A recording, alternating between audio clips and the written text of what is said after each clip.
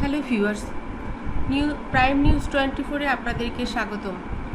আমরা জানি আমাদের মানিকগঞ্জের এমপি মমতাজ তার রিমান্ডে তাকে যত কথাই বলুক না কেন, আদালতে তাকে বিভিন্নজন বিভিন্ন মন্তব্য করেছেন, কিন্তু তার মধ্যে সবচাইতে যেই মন্তব্যটি সবচাইতে বেশি ভাইরাল হয়েছে সেটি হচ্ছে আদালতে একজন অ্যাডভোকেট তাকে হুট করে প্রশ্ন করে ফেলেন, আপনি বিয়ে কয়টা করেছেন? মমতাজ সেই প্রশ্নের উত্তর না দিয়ে তিনি বলেন, আমি হাসপাতাল করেছি। মমতাজের মতো বুদ্ধিমতী একজন মানুষ তিনিও কিন্তু ধরা খেয়ে গেলেন। তার একটাই কারণ, সারাদিন কি কাজ করেছেন, কি কাজ করতে হবে সেগুলো না বলে শুধুমাত্র শেখ হাসিনা, প্রতি কথায় শেখ হাসিনা।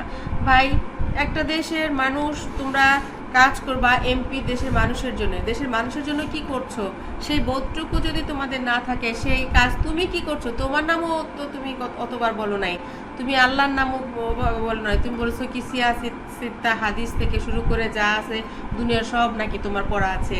এই যে বিষয়গুলি মূর্খতা, এই ধরনের মূর্খতার কারণে একটা দেশের আসলে কি মানে একজন এমপি হইতে হলে তার কি যোগ্যতা থাকা উচিত, তার পড়াশোনার কতটুকু থাকা উচিত, সেগুলো যখন জাজ না করে আপনি একজনকে মন্ত্রী বানাবেন, এমপি বানাবেন, একটা দেশের একটা জেলার দায়িত্ব দিয়ে দিবেন, সেটা কি এক চারটিখানি কথা? আপনি কিভাবে সেই দেশটাকে এগিয়ে নিয়ে যাবেন? কিভাবে পৃথিবীর সাথে আপনি কম্পেয়ার করবেন নিজেকে? 50টা বছর তো কম নয়, 50 বছরের বেশিই তো হয়ে গেল।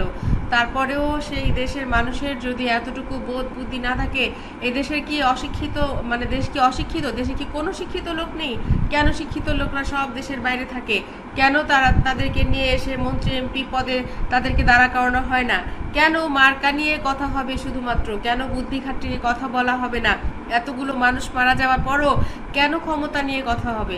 এই যে একজন অ্যাডভোকেট তিনি যে প্রশ্নটা করলেন, এই প্রশ্নটা কি একজন এমপি বা চোর বা একজন মানুষ, একজন মহিলা তাকে করা যায়?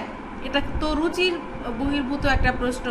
একজন অ্যাডভোকেট তিনি যদি মামলাটা যদি এরকম হতো, কোনো হাজব্যান্ড দাবি করেছে যে তার আসলে ওয়াইফ মমতাজ, কিন্তু মমতাজ স্বীকার করছে না, সেই ক্ষেত্রে অ্যাডভোকেট তাকে সেখানে এই জেরাটা করতে পারতো, জেরার সময় যে আপনার আসলে হাজব্যান্ড কয়জন বা নাম কি তাদের, তখন বেরিয়ে আসতো। কিন্তু তাকে ধরা হয়েছে কোন ধারায়, তার বিচার হচ্ছে কোন ধারায়, তার রিমান্ড হচ্ছে কোন কারণে, সেগুলোর দিকে না যেয়ে তাকে যদি প্রশ্ন করা হয়, একজন অ্যাডভোকেট প্রশ্ন করেন যে আপনি বিয়ে করেছেন কয়টা, তখন কিন্তু মমতাজের যে উত্তরটা অবশ্যই অনেক চমৎকার বলাই যায়, কারণ সে বুদ্ধি করে উত্তর দিয়েছেন, আমি হাসপাতাল করেছি।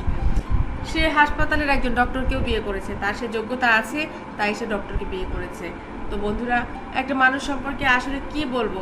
আমরা যখন আমাদের দেশকে এরকম মানুষদের হাতে ছেড়ে দেব, আশা করি সামনে নির্বাচন, যতগুলাই সংসদ সদস্য পদ থাকুক, আপনারা নির্বাচন করেন, অবশ্যই শিক্ষিত মানুষদেরকে দয়া করে দেবেন।